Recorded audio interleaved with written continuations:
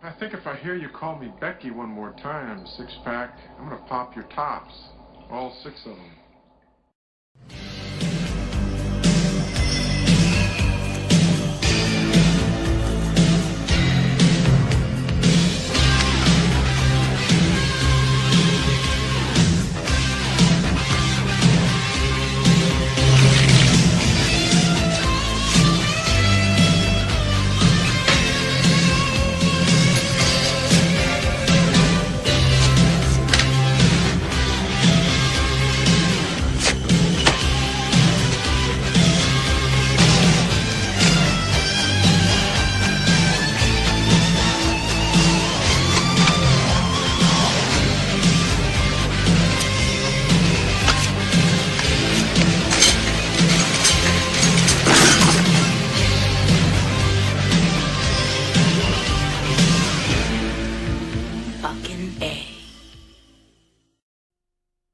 Predictable. In and out, no problems. And friends are unreliable. Don't touch the sheep! Back off! Oh. It's nice to come home to a warm, loving family. Martin Lawrence and Tim Robbins. He won't spanking me, Mama! Nothing to... Hey, this is Matt. Once again, welcome back to another video. And this time talking about Nothing to Lose from 1997. This is a Patreon request from Trevin. Thank you so much for that. If anyone wants to request pretty much any type of videos, you can do so by sending it directly to my PayPal or by joining my Patreon. Links are down below in the info box. But thank you. Now, Nothing to Lose, I have seen quite a few times throughout the years, and I've always enjoyed it. I always thought it was an underrated film. I always thought it was a film that it did decent box office when it came out, but no one ever chats about it. I don't even think the film has a Blu-ray, which is sad. And it's a Martin Lawrence, Tim Robbins buddy film that I think is really funny.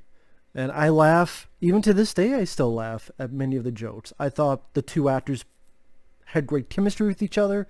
Martin Lawrence, this is after his success of films like Bad Boys, and he was starting to get major roles. You had this film, then soon after you had Blue Street, which I reviewed on here. That's another fun one. And the story of the film, Tim Robbins, he's a guy who's seems all is well with his wife, and one day finds out that, oh my god, I came home early, my wife is cheating on me, I'm out of it, what the hell am I going to do? He just drives, he's out of it, and then he gets carjacked by Martin Lawrence's character. The tables get turned as Tim Robbins says, oh, you picked the wrong guy on the wrong day. Drives off. Buddy banter, ups and downs, arguments, some other supporting characters get mixed in there. You have some other more dangerous criminals, a little bit stuff with the police but not too much, a little bit of Martin Lawrence's family when Tim Robbins gets to meet them, all culminating in a store where Martin Lawrence and Tim Robbins, they go to Tim Robbins' place of business and they don't rip off the boss, Tim Robbins' boss, who he thinks slept with his wife. Now, it's hard to review a comedy because comedy is subjective. It's interesting also that this came out around the same time as another film called Money Talks, which I also love that film too. That had Chris Tucker and Charlie Sheen. It's just funny. Two films, Nothing to Lose, Money Talks, both with African American comedians, rising stars, Martin Lawrence or Chris Tucker. And then with another actor that's not most well known for buddy movies. I mean, Charlie Sheen, he had done comedies before. Hot Shots films, for example. And Tim Robbins, he was in comedies like Fraternity Vacation and Howard the Duck, both films I've reviewed on here. But he's mainly known as dramatic actor. It's hard for me to pick which I like more because I enjoy both of them. Gun to my head, I really like Money Talks this might be a little bit more funny, but it's hard to choose. But parts that made me laugh, when Martin Lawrence first carjacks and is trying to get to Tim Robbins, and he's like, "Hella killer, I'm talking to you. I know what the fuck I'm saying."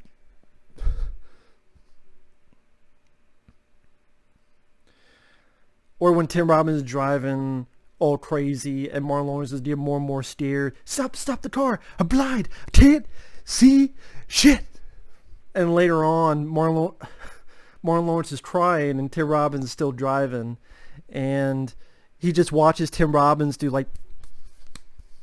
And Martin Lawrence is like, what the fuck? Yo, you ain't one of them desert slashers, are you?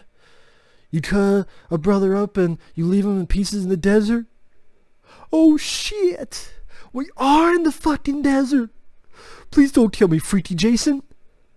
Oh, please don't kill me, Freaky Jason! I love Martin Lawrence's energy, his delivery of the dialogue.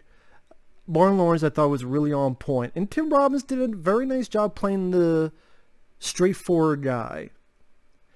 Like, Martin Lawrence,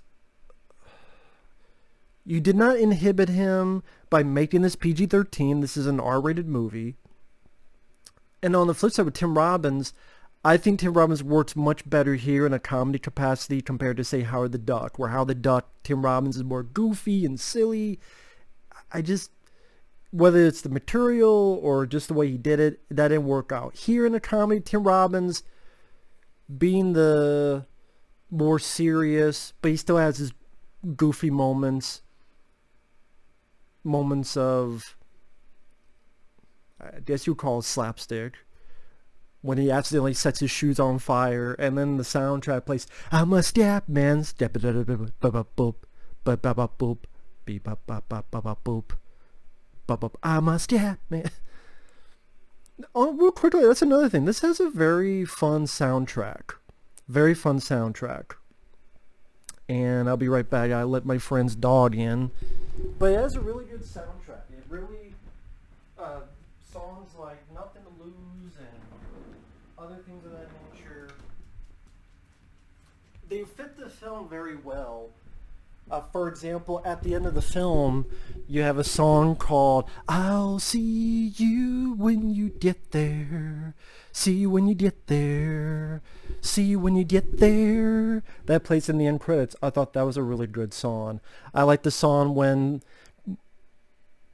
there's a contemplative moment, and I forget the exact title of the song. I'm not good with titles of songs, but I know the phrase Nothing to Lose is in there, hence the title. But even the song where when they're doing the robbery and there's a guard doing this goofy dance, I don't even mind the song playing during that sequence. It's a pretty good soundtrack. But yeah, the two actors do their jobs well. They work very well with each other. Whether they're fighting over this credit card, Martin Lawrence telling Tim Robbins what he should have done with his lady that he found cheating.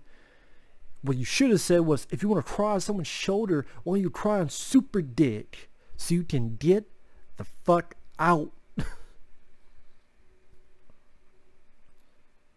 There's a spider on your head. Well, I'm not into jive lingo. What does that mean? It means there's a spider on your motherfucking head. Yo, it's a big fucking spider, man. And that's one thing leads to another, and Tim Robbins' feet accidentally get set on fire. These two criminals, one of them is John C. McGinley. John C. McGinley's been in a lot of stuff. He was in Stallone's film Get Carter. He was in the Steven Seagal film On Deadly Ground. He was in Highlander 2. He's been in a lot of stuff. And there's a bit where they find our two leads, and Martin has a gun on him, and when they pull the gun, Martin does this like... And then when he gets the gun again, he accidentally shoots Tim Robbins, and he tells him, "Bat the fuck up," and he's swinging wildly, "Bat the fuck up. Huh? You like girls cooties? You want a cootie? Here's a cootie." And then he like gets to the tire of the bad guys, and he shoots it like 5 fucking times. Or when he's making fun of Tim Robbins because the shot is just a scratch. Oh, that's the most hideous thing I've ever seen. It's a baby dash. Well, you didn't know that. It's a baby dash. Relax, man. You don't upset your wound. Or, okay, man, I'm going to have you sleep over tonight. And Tim Robbins is like, oh, I thanked you, but it's just going to be one night. And then Martin Lawrence goes, well, I didn't say you're going to stay there forever, Mr. Beam. Okay. Mr. Beam, will you shut up? Will you stay with me forever, Mr. Beam? That's what makes this films like this work, is your chemistry and your two leads. If that can work, you may not have the most original plot or the most original story or the most inquisitive, exhilarating sequences of story arcs, or, oh wow, this has great action. This is not an action movie. This is not shootouts and car chases. There's little bits of things here and there.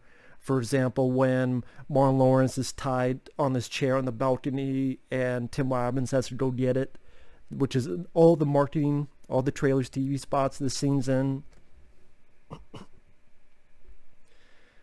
But going to comedy first and foremost. And again, these two leads make it work very, very well.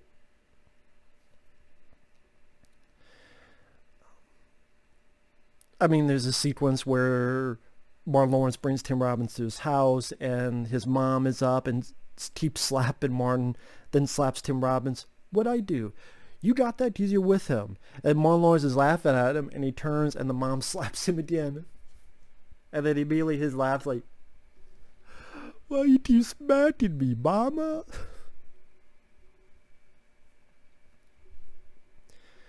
Any issues I have with, I don't have a tremendous amount of issues. The only bit is the robbery scene itself is probably the least interesting part of the movie. And thankfully the movie knows that because it's not the full big finale. So even the movie knew that the robbery sequence was not the most interesting. And there's a gag where there's a security guard and he's listening to music and he's doing this goofy dance. And apparently does it so long that the other two are hiding and Tim Robbins fell asleep and Martin Lawrence is just bored. That security guard is played by the director, and I know who the director is. No, I don't, but because I'm looking it up. But the security guard is played by the director, and his name was on the tip of my tongue, and I forgot. So I gotta look it up real quick. But yeah, I know the movie. I don't know why it doesn't have a Blu-ray release. It does deserve it. I mean, it cost $25 million and made almost $50 million in the U.S. That's not that bad. Steve Oedekerk. Yeah, Steve Oedekerk is the director's name. Came out July 1997.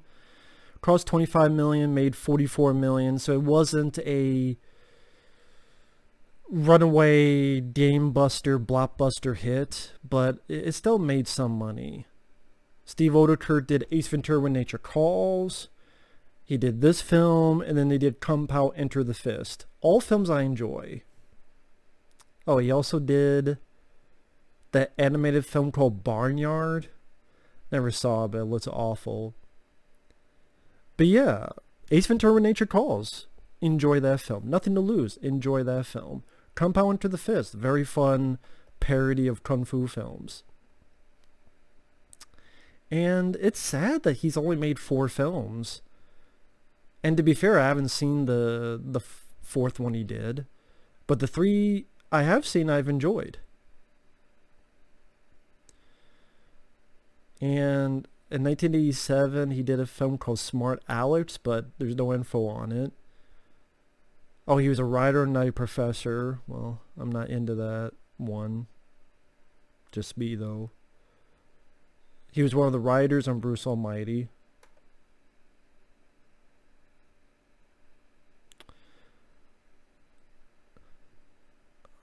At one point he wrote a script for Ripley's Believe It or Not to star Jim Carrey, and that never came to fruition. At one point he was going to write a film adaptation of Stretch Armstrong.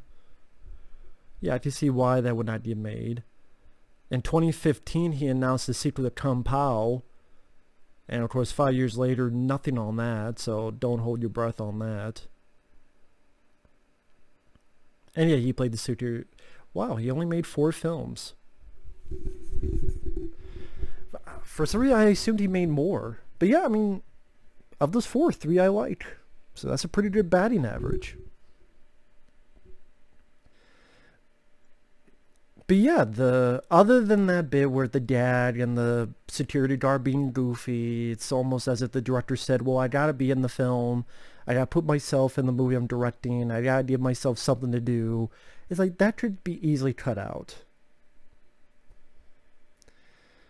With that said, it's a fun film. It goes at a fast pace, has a good soundtrack. The 2 leads work very well with each other. It's fairly funny throughout it.